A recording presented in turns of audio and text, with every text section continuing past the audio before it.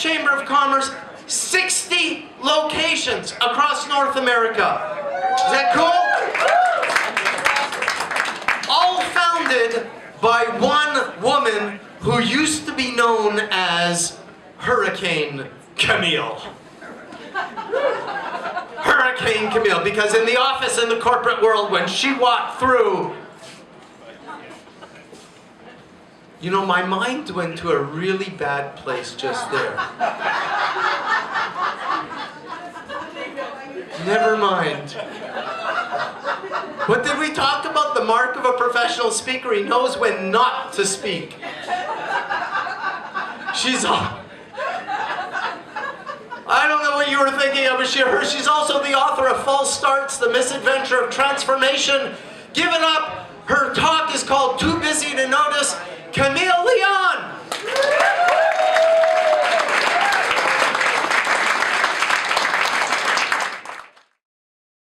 Once upon a time, 2 college freshmen had a little baby girl.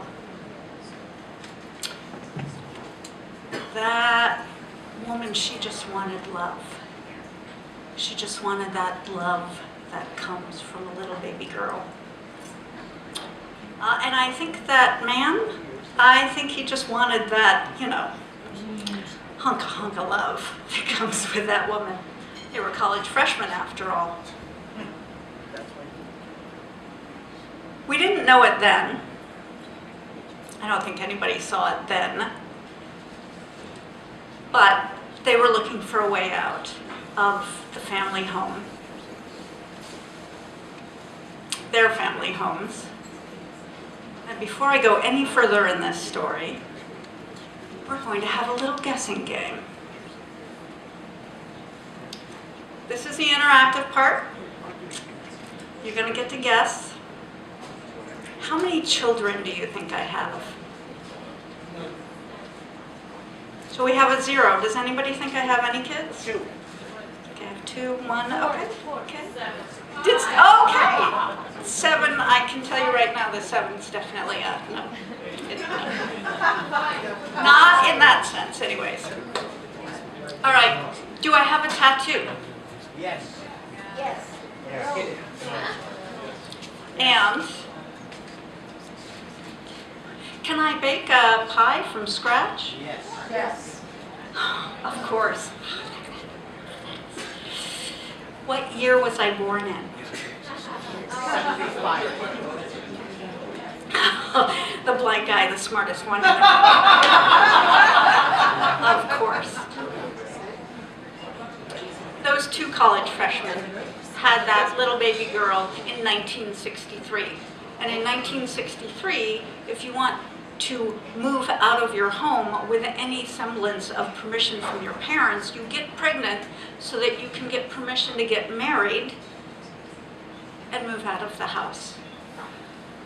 So they were young and poorly prepared for a little baby. And her twin sisters were fear and anger, because that's what her parents had grown up with.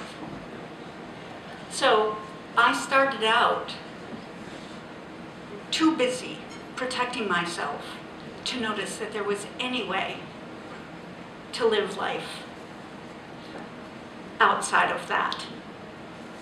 My mother had grown up to be the bully. My father had grown up to be the victim. It was just a result of the childhoods that they had. And so by the time I was 4 or 5, my dad left. And I was left with the bully. Again, too busy protecting myself to notice that the wolf that I needed to be protected from was my mother. Wolves show up, though, in different forms throughout the story of my life. And some of them show up as protectors, just as some of them show up as warnings or dangers. Fast forward through the life of a little girl who's protecting herself, who's building layers of protection. 2, my first wedding.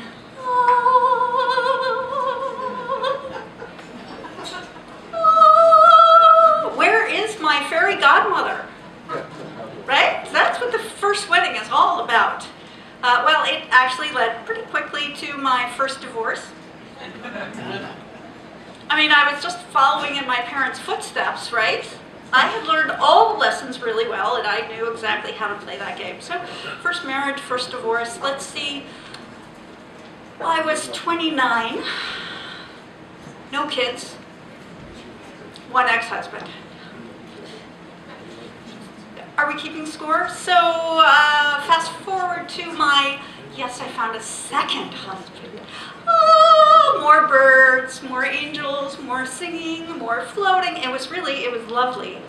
The second one, so good that we had 2 ceremonies to celebrate our love for each other.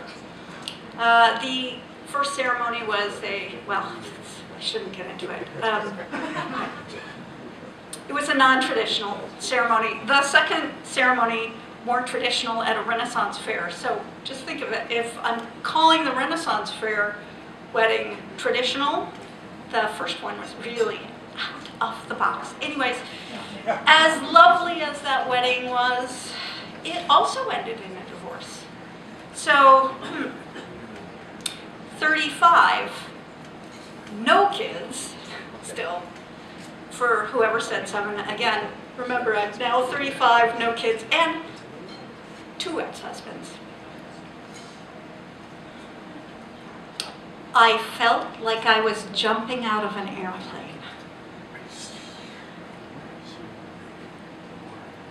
Maybe not anymore, but certainly back when I was being raised, little girls were raised that they were going to grow up and they were going to get married. So, you know, fairy godmother, Prince Charming, yeah, right? I'm going to get married. Everything's going to work for the rest of my life. The second divorce, I felt really broken. And I felt like I was jumping out of an airplane. So guess what I went and did? I went and jumped out of an airplane. More flying! But not the angels kind, right? Now, some of the people in this room have probably done some meditation. They're really believers in the whole mind-body connection thing. So if you're not really good with meditation and you have a hard time sitting still, so you want to find another way to connect your mind and your body, here's my recommendation. And if there's a lawyer in the room, somebody should be signing disclaimers on this. Go jump out of an airplane. You'll get present like you have never been present before. It's a great way to scare yourself, yes, to death, really. It's a great way to grow your faith, kind of like the Grinch grew his heart that special Christmas Eve night.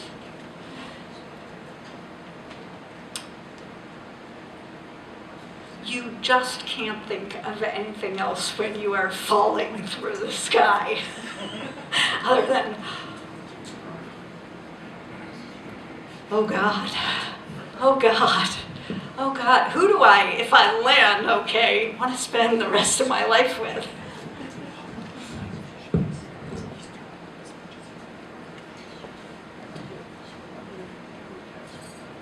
Yes, if you're lost and at a crossroads, there's something about jumping out of an airplane that helps you come to some real clarity. And if you're paying attention, you will actually more than likely land without any injuries. So when you go to the office on Monday, nobody will actually recognize the crazy wild stunt you did over the weekend. And I learned I was a kinesthetic learner. So sometimes I do crazy little adventurous things as a way of learning the lesson.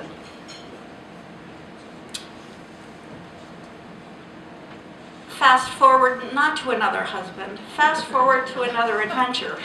I guess I had learned one of those lessons, which was, maybe it was time to get a little personal artwork on the living canvas of my skin. And I was in a studio looking at some oil paintings of Frankenstein, Count Dracula, and the werewolf, when an artist came up to me and he said, "Well, what are you thinking of getting?" And I said, "A chameleon. My name is Camille." It did seem appropriate. "What style of art would you like?" I had no idea there actually were styles in tattoos, so I said, I'm open to your input on that. "And what is the theme of your chameleon?" The theme was transformation.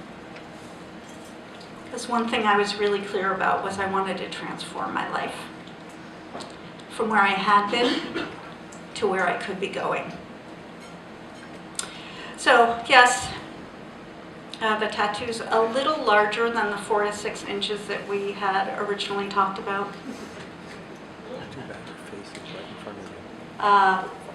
So the unexpected lesson from that tattoo was that I could actually trust a man.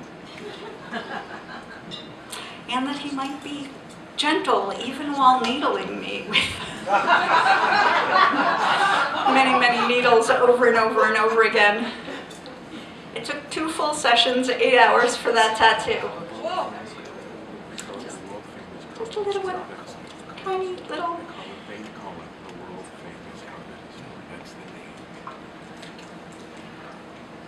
Wolves come and go. People come and go. Husbands come and go.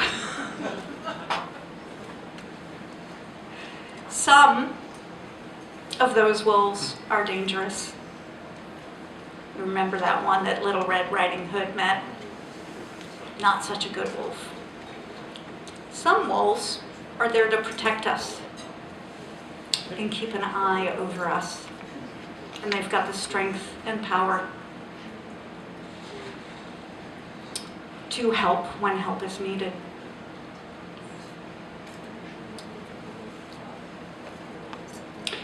But as I wrap up tonight, it has nothing to do with the wolf, because my story is about transformation.